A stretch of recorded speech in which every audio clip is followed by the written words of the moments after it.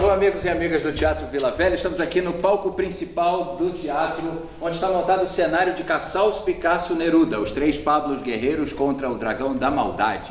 E é aqui, nesse cenário, que nós vamos fazer a 4ª temporada de O Contra-Ataque, a série de entrevistas do Teatro Vila Velha que vem desde 2020 conversando com artistas do Brasil inteiro para saber qual o papel da comunidade artística frente à vida política e social do Brasil.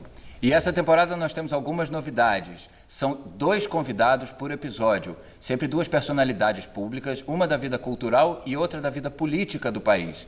A mediação é de Márcio Meirelles e nós temos participação da plateia, uma vez que os episódios estão sendo gravados depois das apresentações de Casals, Picasso, Neruda aqui no teatro. Nesse episódio temos Valdinéia Soriano, atriz do Bando de Teatro Olodum, produtora cultural, e Silvio Humberto, economista e vereador da cidade de Salvador. O papo foi maravilhoso, confira. O artista é consciente, o artista é porta-voz, sabe? É porta-voz de muita gente, como a gente acabou de ver aqui no espetáculo, que nos emociona e que traz tanta coisa de volta. A gente é porta-voz. A gente não pode ficar indiferente, a gente não consegue, em especial quando se é um artista preto dentro de um país tão racista como o nosso. E nesse momento em especial, esse racismo está cada vez mais evidenciado. A gente vê o tempo inteiro, e não que a gente não tinha, a gente sempre teve, mas agora parece que está tudo tão legitimado pela forma como as coisas estão sendo orquestradas, que cada vez mais nos incomoda, e a gente acaba sendo de verdade porta-voz dessas pessoas que infelizmente ou de alguma forma não tem voz, a gente traz para o palco. Eu não sei fazer um outro teatro, eu acho que essa casa que a gente está agora não sabe fazer uma outra forma de arte. É por isso que a gente está aqui hoje, por isso que a gente hoje pode estar falando a respeito e refletindo também. E se emocionando também com o espetáculo que foi apresentado. Os Pablos aí, as suas palavras, assim, me tocou profundamente, porque isso nos impulsiona enquanto estar político na cidade de Salvador, que eu digo sempre, eu sou professor há quase 30 anos, mas a política nos acompanha de manhã, de tarde, de noite.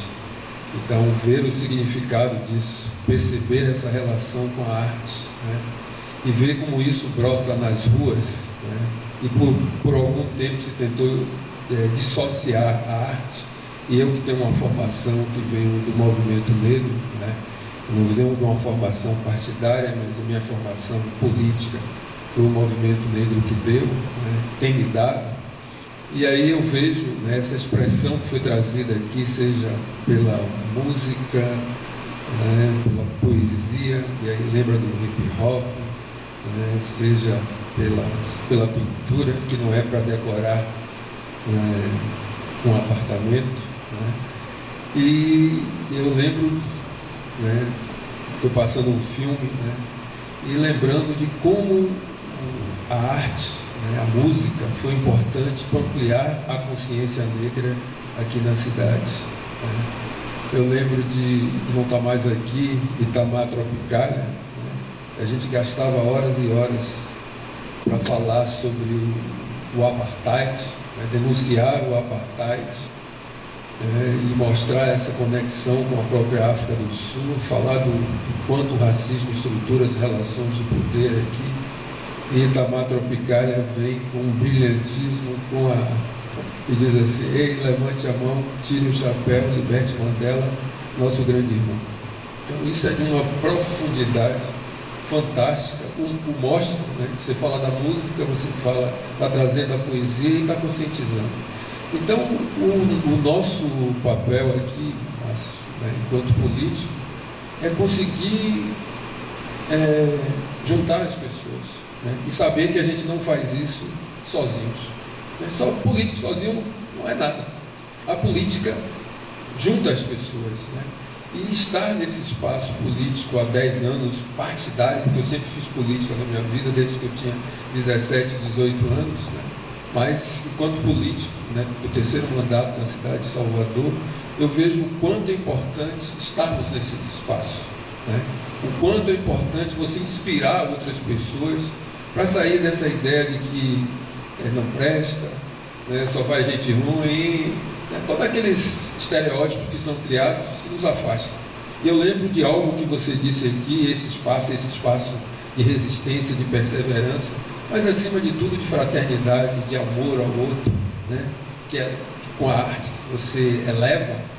E uma reunião que estivemos lá no café, né, e quando o ataque sobre a cultura, você disse assim, eles não estão atacando, não é a cultura o alvo é a produção artística, porque a cultura eles não vão conseguir acabar. E o resultado que nós observamos, quanto a mobilização política foi fundamental, eles fecharam a porta e esqueceram uma janelinha. Aí entrou a Lei Aldir Blanc 1, 2, Paulo Gustavo, quer dizer, o que era, dentro daquela ideia assim, crise e oportunidade. Olhe o efeito multiplicador, né, e essa capacidade que a arte tem de mobilizar as pessoas. Então eu vejo essa sinergia aqui fundamental, né?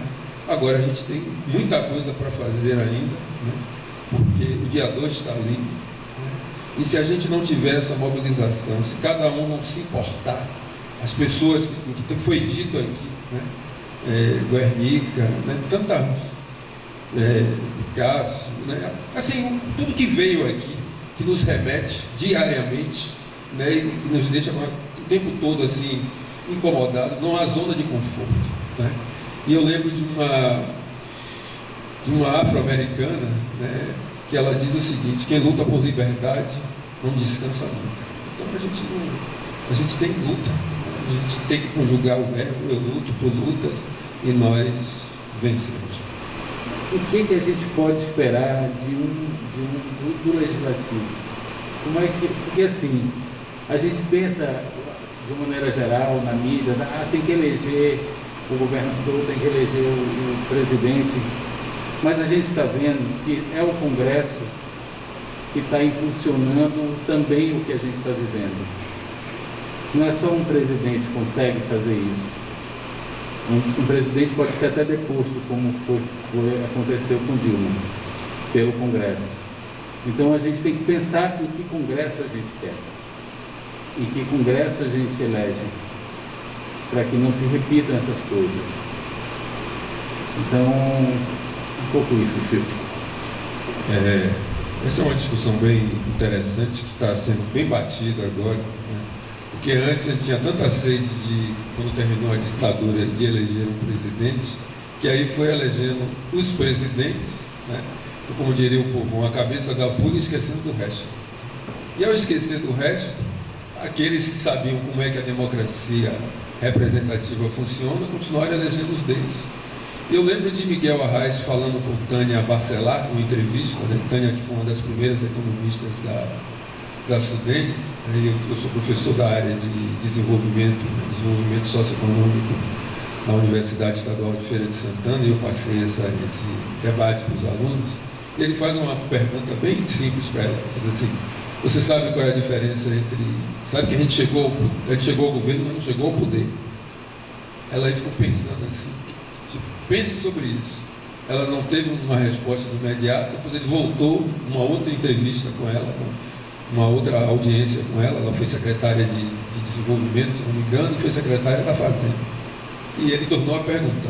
Ele diz assim: já que você não descobriu a resposta, é o seguinte: quando você ganha, você ganhou apenas uma fração do governo, do poder.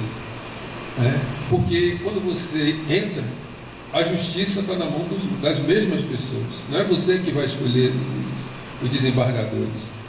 O legislativo continua, as mesmas pessoas foram eleitas, porque você concentra na cabeça e esquece dos demais. E quando você, dentro do modelo do pragmatismo, né, desse presidencialismo de coalizão que se caracterizou aí, você elege, mas você não tem um número suficiente para viabilizar as reformas. E aí você é obrigado, né? A política é esse espaço de negociação, onde você tem que fazer as conversas, né? Vai fazer as negociações e termina. Se você não tem força, você pode fazer uma negociação de pescoço e espada. Você vai entrar com o pescoço, o outro sempre entra com a espada. Aí você dança sempre. Então, hoje, a responsabilidade nossa, e às vezes eu me surpreendo, né? Entendo, mas me surpreendo, quando as pessoas dizem, eu vou votar nulo. Você pode escolher de A a Z, você vai da extrema direita até a extrema esquerda, você tem candidaturas, né? Então, assim, se a gente não tiver o envolvimento, você quer alguém para a área de cultura, você tem, quer alguém que vai defender a educação, você tem, né? Então, hoje, assim, e sempre tivemos. Agora, a dificuldade é como é que você comunica e toca as pessoas, né? E como as pessoas se envolvem, né? Porque às vezes as pessoas dizem, não vou me envolver nisso. Para ter o vila é política. Se vai ter verba para aqui ou não, tem que ser por meio da política, né? Então, assim, é fundamental hoje o que nós queremos, né? Tanto na Assembleia Legislativa como no Congresso, para o Congresso Nacional, você ter uma sintonia com o que você pensa e identificar essas pessoas que precisam chegar nesses lugares. Por isso que foi sexta-feira, nós participamos do lançamento dos comitês antirracistas da Bahia, uma proposta de ação da Coalizão Negra por Direitos, que reúne muitas entidades negras, né? mais de quase 200 entidades. E o debate que a gente tem dito, eu não posso falar de democracia enquanto houver racismo. Então, assim, se a gente quer mudar, entendendo, por exemplo, olhando para o nosso Estado, onde existe uma subrepresentação das pessoas negras e indígenas, o voto antirracista precisa estar presente, né?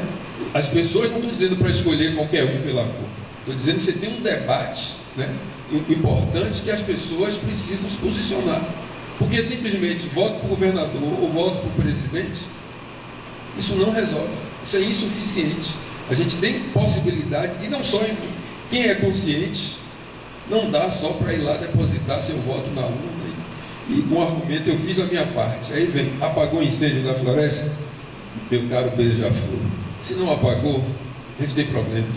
E se nós temos problemas, nós vamos ter que ter algo mais, que é o envolvimento, né? Se não se envolver assim profundamente, né? Dizer assim, eu me importo e vou lá fazer a diferença por vencer aqui e ali, assim, a gente vai derrubar aquele que eu não quero dizer, o inominável, mas os seus minions estão aí, eles não vão desaparecer com aquele. Eles vieram para ficar, aliás, eles já estavam, né? Eles ganharam força e não vão desaparecer. Como não é um regime democrático, você não vai eliminá-los fisicamente, não devemos, né? Porque não é isso que nós defendemos. Mas nós vamos ter que assim, exercitar essa presença, essa participação, esse envolvimento e combatendo o que está aí como o nome Cassaus, falei certo? O nome ali diz paz. Então essa energia nossa da paz, essa energia do amor, essa energia da empatia, essa energia da fraternidade vai ter que ser as palavras, né, as ações, e vai combater o que está aí e buscar fazer tanto uma Assembleia Legislativa com essa cara, que as pessoas, que eu digo assim, de gente que se importa com gente, e um Congresso Nacional com essa energia, porque para desconstruir o nosso país é muito fácil. Em 4 anos, não quero nem dizer assim, 4 anos eles fizeram um efeito nominal, o que é que nós temos? E a pergunta sempre se coloca, tá bom, vocês destrói o sistema energético, qual é a perspectiva? O que é que se deseja depois? Não tem depois, não tem dia seguinte, não tem plano para o dia seguinte, a não ser a energia da destruição. Então esse processo nosso de reconstrução vai demorar, vai exigir paciência. Agora, a nossa tarefa, a gente tem tarefas agora.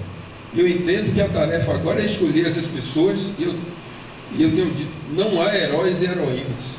Não é um discurso de herói, assim, a gente não, eu entendo que assim, as pessoas que estão envolvidas não estão, o fato de você representar as pessoas, isso não é terceirizar a luta. Eu não luto por, eu quero lutar com, eu acredito nisso, né? Você lutar com as pessoas, mas quando você luta aí é muito fácil, faça aí, eu coloquei lá você para isso é insuficiente, isso não dá conta, porque esses 10 anos, para não me alongar, mas eu tenho percebido que às vezes as pessoas nos colocam nesses espaços, e aí dizem, não, você está lá me representando. Eu digo, se você me representa, é assim, a gente precisa estar junto, porque a gente precisa também ser monitorado, a gente precisa ser acompanhado, porque o poder seduz, minha gente. O poder tem sua lógica própria, e ele vai ali diariamente. Se você não tiver quem esteja no tempo todo dizendo para você: isso está certo, isso está correto. Nesse momento aqui, eu me lembrei de uma citação de Luther King, né? E se falou aqui sobre a palavra conveniência, né? E Luther King tem uma frase sobre a guerra do Vietnã, quando ele se colocou contrário à guerra do Vietnã, no momento que ele precisava de financiamento, mas ele se colocou contrário à guerra do Vietnã. Ele traz uma seguinte, são três, mas eu vou lembrar de duas. Ele diz assim: a política lhe pergunta se é conveniente, a sua vaidade lhe pergunta se é popular, mas a sua consciência só lhe faz uma única pergunta: é certo o que você vai fazer? Então, assim, nesse diálogo, a gente precisa das pessoas ali no nosso ouvido, nos acompanhando, dizendo, monitorando mesmo, né? Porque senão você pode cair na armadilha: sou eu e minha circunstância, e não é isso. E o artista, qual é o poder? O que transforma? O que faz? O que pode fazer para alterar essa situação, essas coisas? Em alguns momentos a gente até parece que fica meio de mão atada, né? Mas como nossos Pablos falaram aqui, o artista é um ser consciente. E eu sempre digo que a gente tem uma anteninha que fica captando tudo, e a necessidade, no meu caso como atriz, de trazer para o palco tudo isso. Eu acho que a nossa responsabilidade é a responsabilidade da informação e da reflexão. A gente não tem resposta, a gente não consegue resolver tudo, mas é necessário que a gente traga para o palco essa reflexão, essa informação.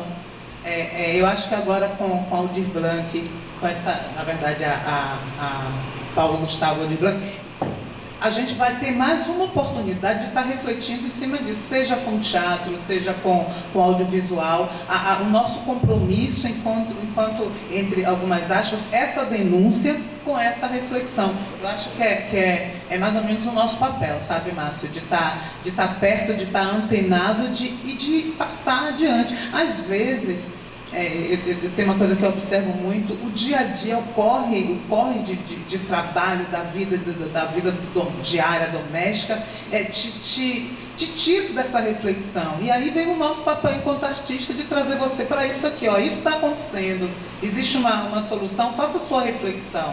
Eu me sinto compromissada nesse sentido, em especial quando se fala, obviamente, da população preta de Salvador, da população preta do Brasil, mas o compromisso, a responsabilidade de estar informando e trazendo a reflexão. Acho que é o que a gente, é a minha arma. Eu nunca serei política, jamais, mas a minha arma é mostrar isso no palco, é dar essa informação, é trazer essa reflexão. Eu acho que daí vem uma transformação.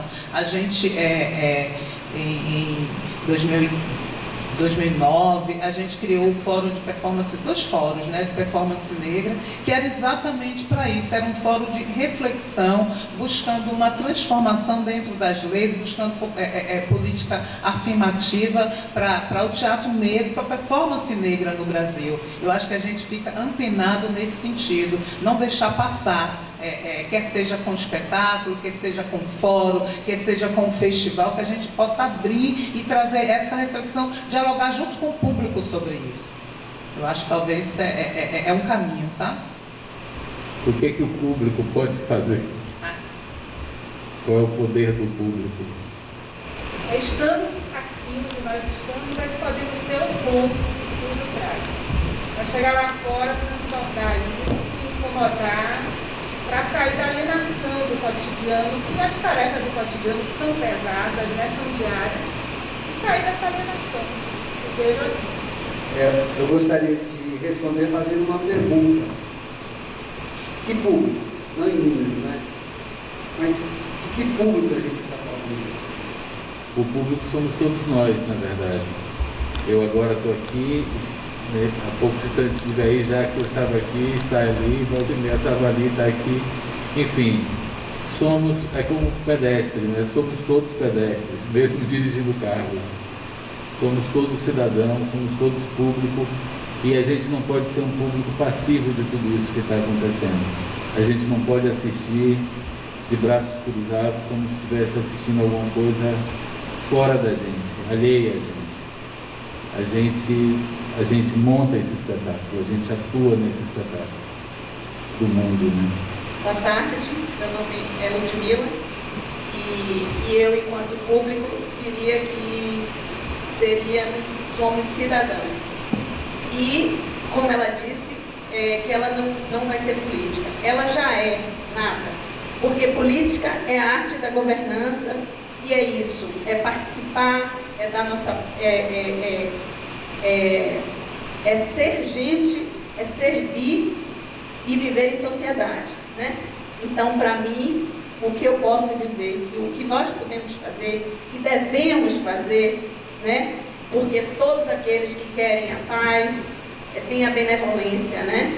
Tem a empatia, a sororidade, no caso da mulher, etc. Então, o que eu acho que a gente pode e deve fazer, principalmente nessa delicadeza que nós estamos vivendo, nessa terceira guerra mundial que nós estamos vivendo, é entender a importância da governança, entender que não pode se dizer, eu não estou vivendo isso, isso não é da minha conta, eu não gosto de política, não. A gente tem que compreender a seriedade do que está acontecendo e ir com muita responsabilidade votar para que se mantenha o Estado democrático de direito. Eu, como mulher, como mãe, como cidadã, como soteropolitana, nordestina, digo, é momento de união, de votar de forma séria, correta, certo? E pela democracia, para que dias piores não ocorram. Se a gente for olhar nessa própria história, a gente vê a delicadeza, a sutileza que a maldade persevera.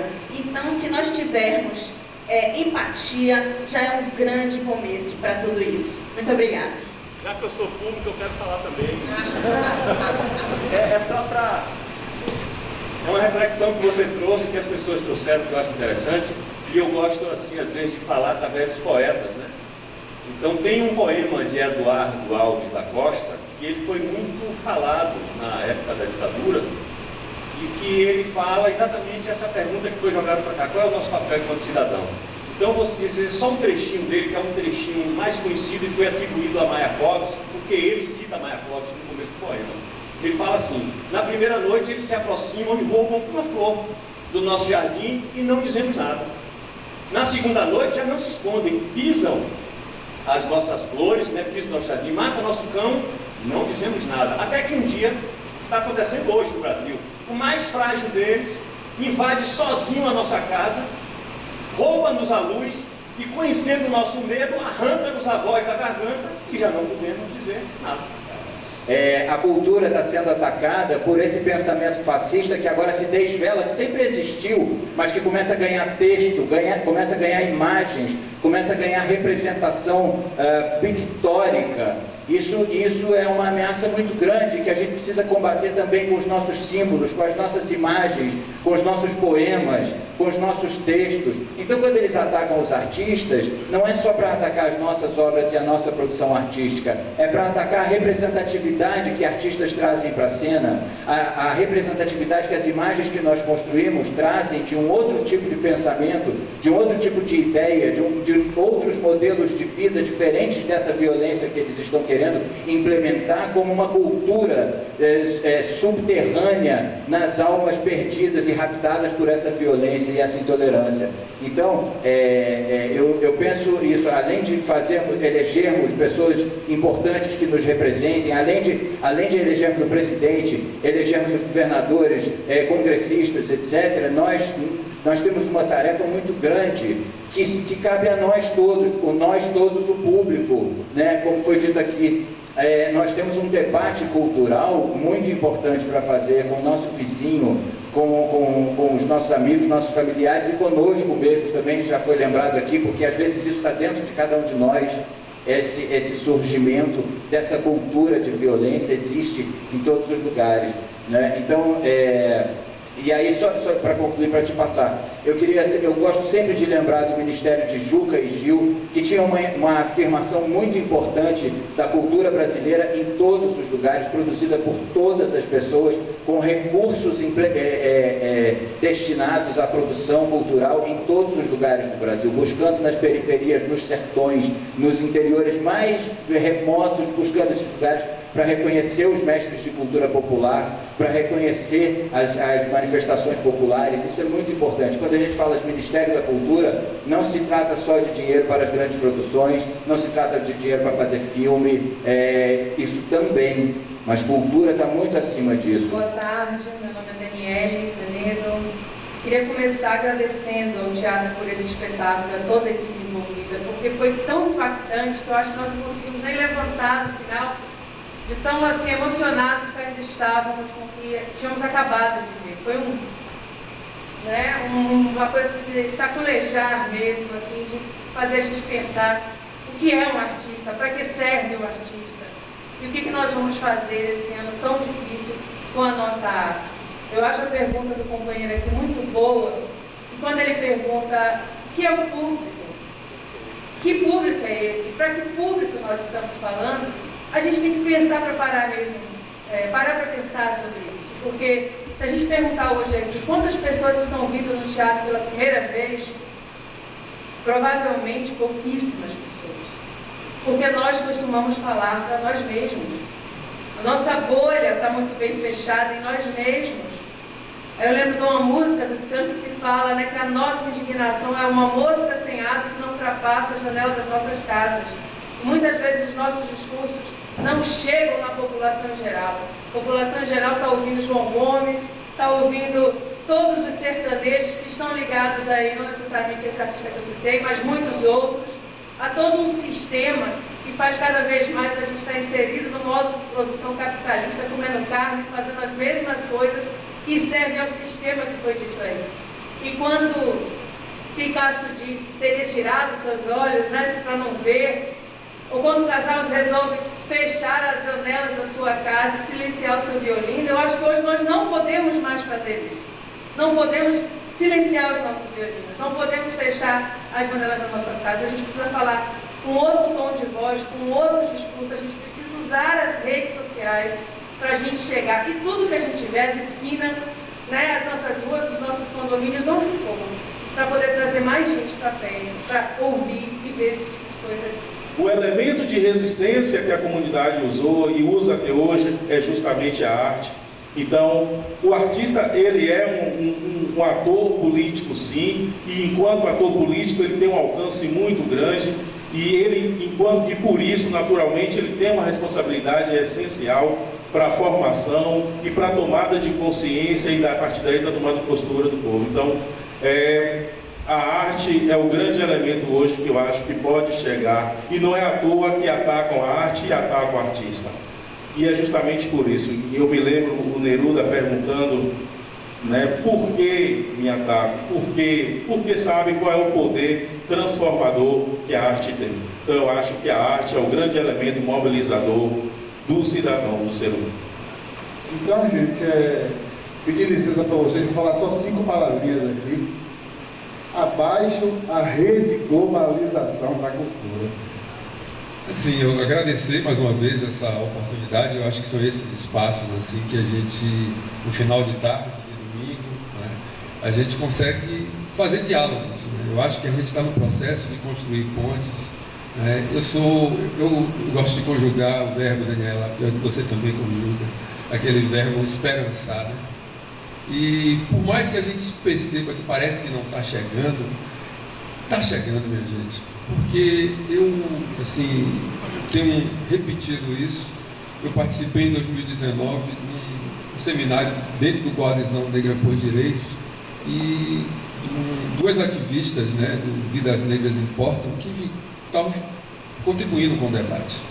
E uma delas, num determinado momento, disse assim: eles nos atacam não são pelos nossos erros, são justamente os nossos acertos e conquistas que estão sendo atacados.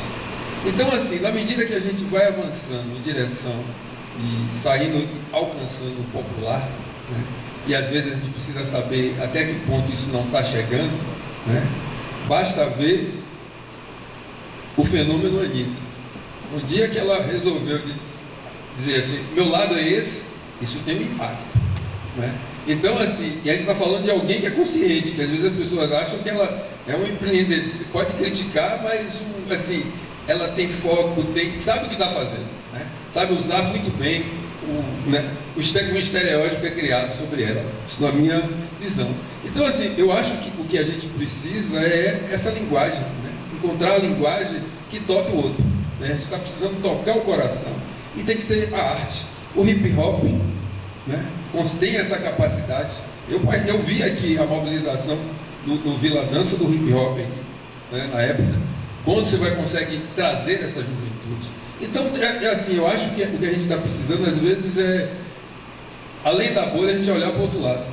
Porque às vezes a gente está achando que está olhando dentro da gente, e a gente, pô, isso não está dando, isso só está, parece que você está em um loop, né, dando volta, mas às vezes tem coisas acontecendo fora, né, que se não tivesse acontecendo nada, né, eles não, por exemplo, para o mercado, nós sabemos o quanto eles edificaram em termos de construir uma narrativa que derrubar o golpe, ou para fazer o golpe, foi a regra de ouro em função do mercado, não atender às exigências do mercado do ponto de vista do equilíbrio fiscal.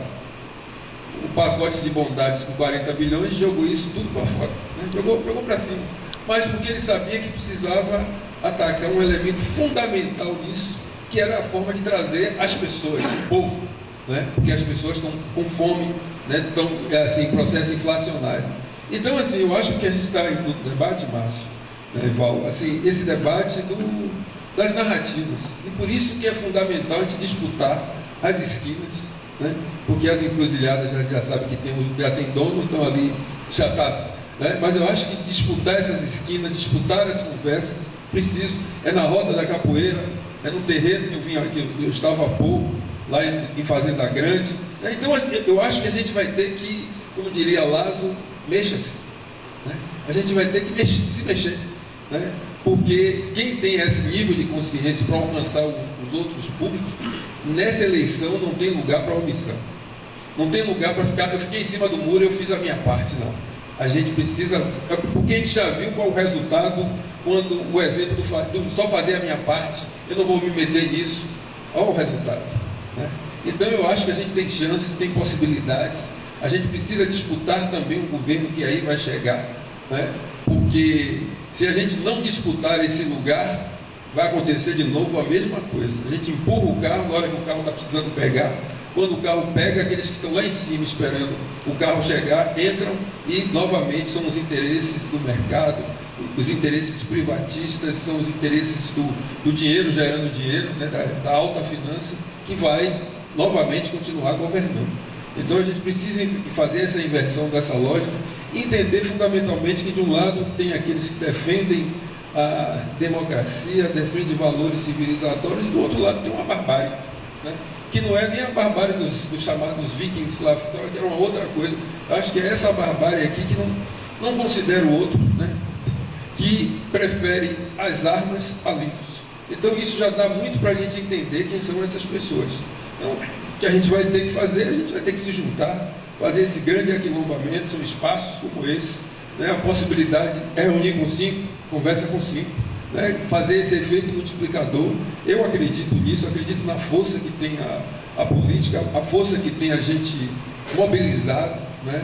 Eu acredito mesmo assim que nada sobre o outro, sem o outro. Eu sou fruto dessa construção coletiva, a força das artes. Eu citei aqui o Itamar Tropicália, que não está aqui mais entre nós, mas como isso saiu reverberando, né?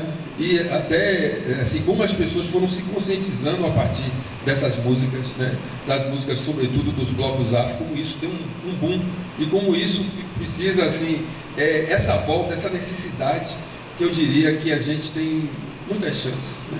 Eu acordo todo dia com muita esperança e também acredito na força que tem a nossa espiritualidade nesse embate, né? Eu acredito em fazer política com a espiritualidade, não falando de religião, não, falando dessa força, porque eu não acredito que a gente é só isso aqui, né? Se eu acreditasse que nós somos só isso aqui, a gente não sobreviveria a travessia do Calunga Grande, né? A gente morreria porque as condições eram subhumanas, a gente chegou do lado de cá. Então eu acho que quem acredita que é bater na cabeça, vá pedir. Quem acredita que é se ajoelhando, faça também. Quem acredita que é só assim mentalizando, mandando aquelas energias positivas, vá fazer, porque a gente vai ter que disputar o que a gente vê e o que a gente não vê, porque tem uma guerra aí em todos os planos e a gente vai ter que dar o nosso melhor, né?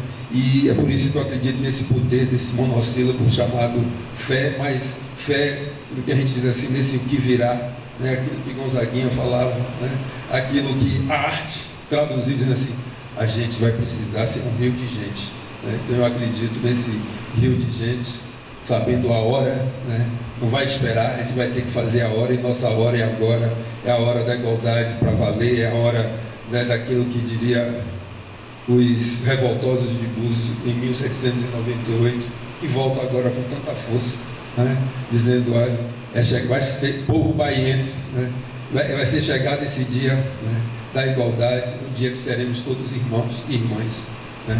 Então eu acredito nesse dia que já teve por séculos, e agora eu sinto, né, que ele está por dias.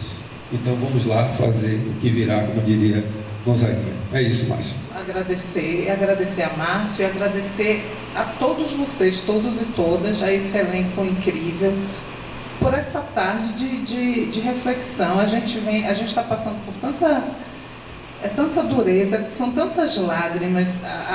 Alguém falou a rede social, quando você entra nas redes sociais, são muitas lágrimas que a gente derrama por essa legitimidade de barbárie. Então, a nossa função, daqui a pouco, em outubro, é muito grande, é uma responsabilidade que a gente tem por uma transformação. Eu, como mulher preta, artista, me sinto responsável por essa transformação. Eu tenho que me responsabilizar por essa transformação, porque eu não aguento mais, de verdade. É muito doloroso. Então, poder falar hoje, eu vim com meu filho falando, eu vou ouvir, você não consegue ouvir, você quer ouvir, você fala, você chora, você se emociona. Então, essa reunião de emoções possa ajudar a gente a transformar tudo isso. É o nosso papel nesse momento, independente inclusive de gênero, de raça. O nosso papel de transformar hoje é muito grande,